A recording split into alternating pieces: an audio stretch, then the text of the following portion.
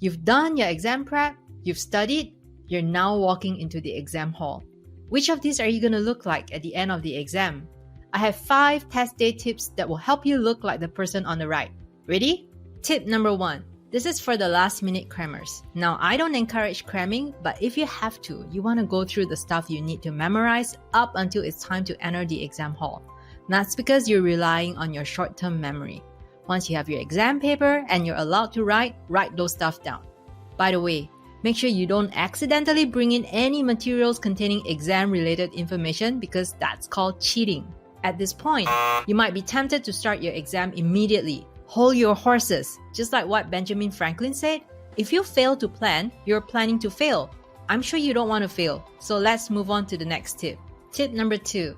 Take a quick scan of the entire paper to figure out which questions you can answer easily and which ones seems harder. Circle the harder ones. This step should not take more than 2 minutes. Tip number 3.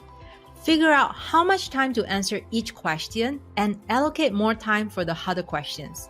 You want to make sure that you leave an extra 10 minutes at the end so that you have some buffer time.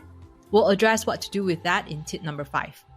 Tip number 4. Answer the questions in order of increasing difficulty, not in the order of question number. Always start with the easiest question. You want to build up your confidence with small wins. This is really important. Here's a bonus tip. If you have any essay questions, don't start writing and hope for the best. Always start with a mini outline on your paper. Don't do it in your head. Read the essay question. There may be several parts to it. You want to write down the key points for each part. Once you're sure you've addressed them all, number the points in the order you want to present them, and now only you start writing. The writing should go pretty smoothly from here on out. Tip number 5.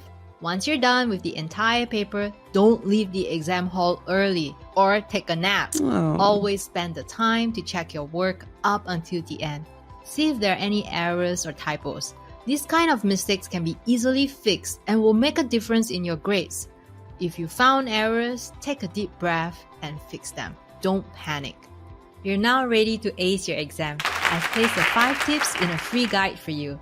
Link is in the description box. I'll be covering common mistakes that you want to avoid when taking exams in the next video. So hit that bell icon so you won't miss it. Here are 2 videos that's going to help you prepare for your exam. All the best!